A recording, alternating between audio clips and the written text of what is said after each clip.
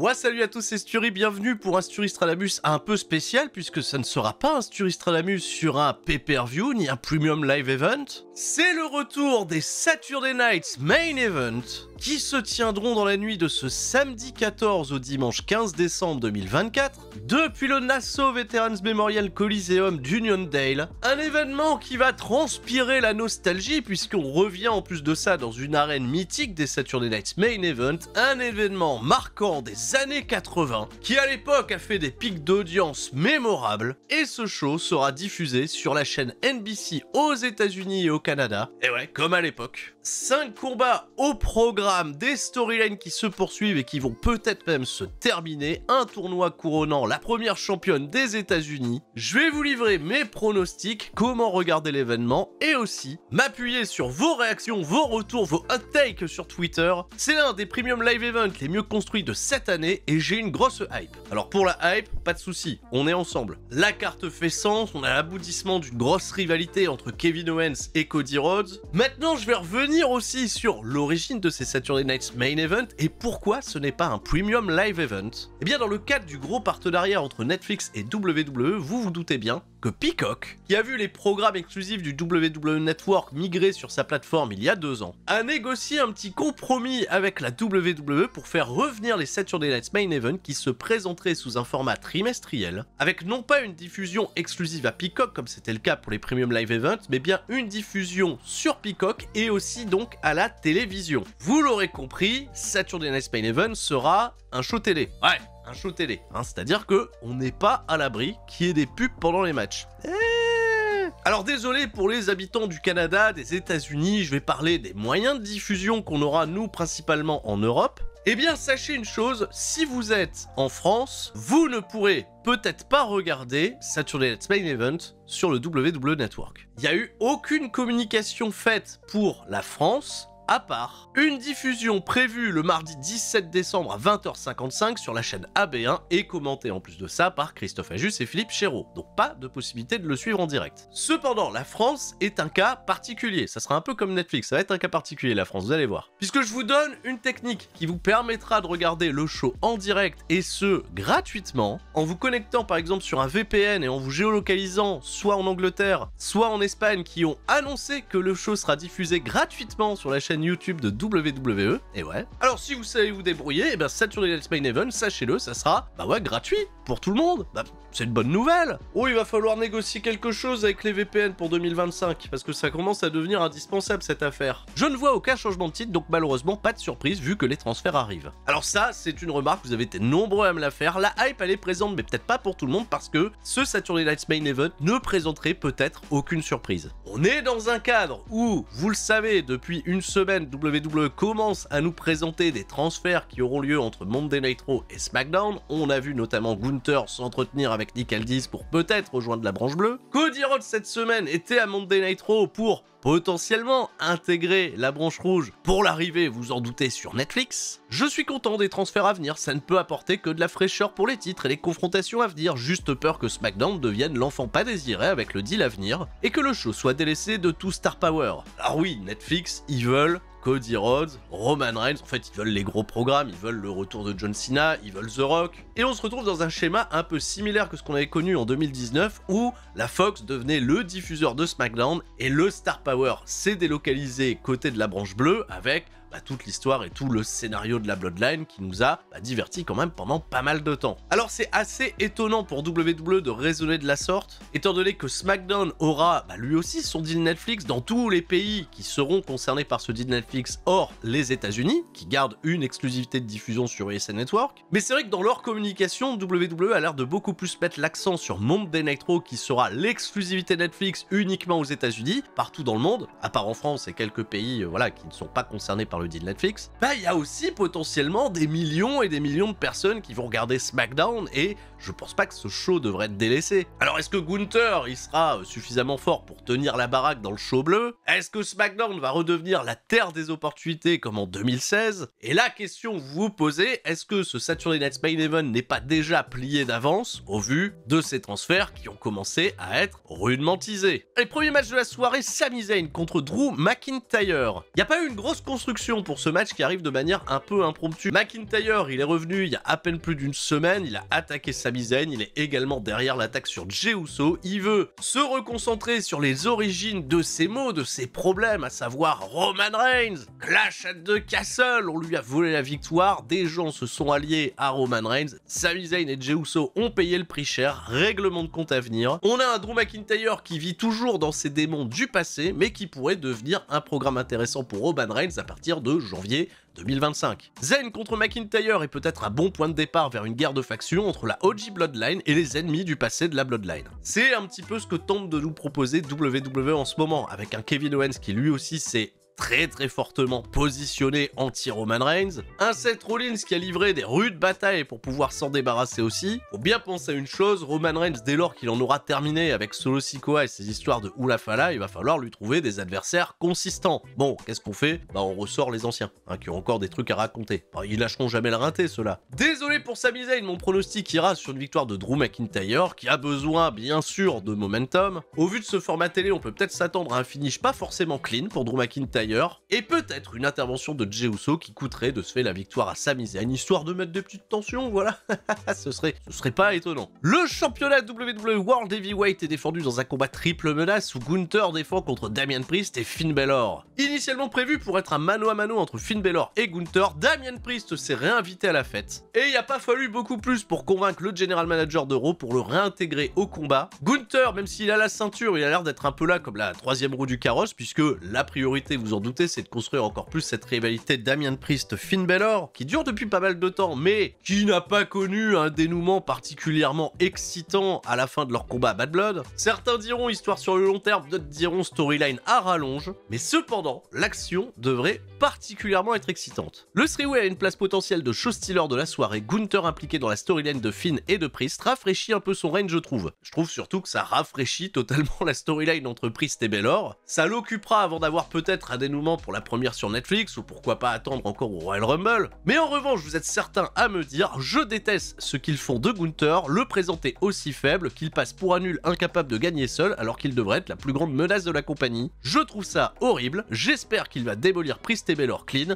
et redevenir ultra dominant. Dans l'idée de comment Gunther avait été présenté lors de son raid de champion intercontinental, je comprends totalement ce commentaire. Cependant, j'ai pas l'impression qu'il soit présenté comme un nul qui cherche à avoir de l'aide pour gagner ses matchs, parce que justement, il en cherche aucunement. Gunther, il a été présenté comme quelqu'un de faillible, qui a eu, voilà, un peu de bol, que les catcheurs qu'il affronte et des antécédents avec d'autres catcheurs qu'il est détesté. Il est toujours dans sa période de doute, mais à tout moment peut redevenir une sérieuse menace qui, c'est vrai, aurait besoin de gros accomplissements clean dans les prochaines semaines. Et je parle pas de Dominic Mysterio. Alors un three-way match, vous le savez, il n'y a pas de disqualification, c'est un terrain fertile pour pouvoir avoir 1 milliard d'interventions, notamment côté de Judgment Day. Je vois là aussi une bonne manière d'écarter pour Gunther deux prétendants à son titre qui ont encore des conflits à régler pour peut-être passer à autre chose. Même si je sais que Damian Priest pourrait revenir au sommet de la chaîne alimentaire, je serais pas gêné par ça, même si Balor mériterait d'avoir à nouveau un règne en tant que champion principal de la compagnie, je ne verrais pas ça comme dramatique non plus. Juste que ça a pas l'air d'être le bon moment, ça a pas l'air d'être le bon endroit, et Gunther va continuer son petit bonhomme de chemin, probablement du côté de SmackDown, vu que c'est ce qu'on nous a teasé. WWE Women's World Championship Match, Liv Morgan défend contre Io Sky. Ouais, au moins c'est sur un événement important. J'avais très peur qu'on nous serve cette soupe en weekly. Je trouve que Io Sky, elle a été buildée correctement pour arriver à ce statut. Toujours des performances intéressantes, que ça soit en single ou en tag. C'est évidemment l'une des meilleures catcheuses du roster.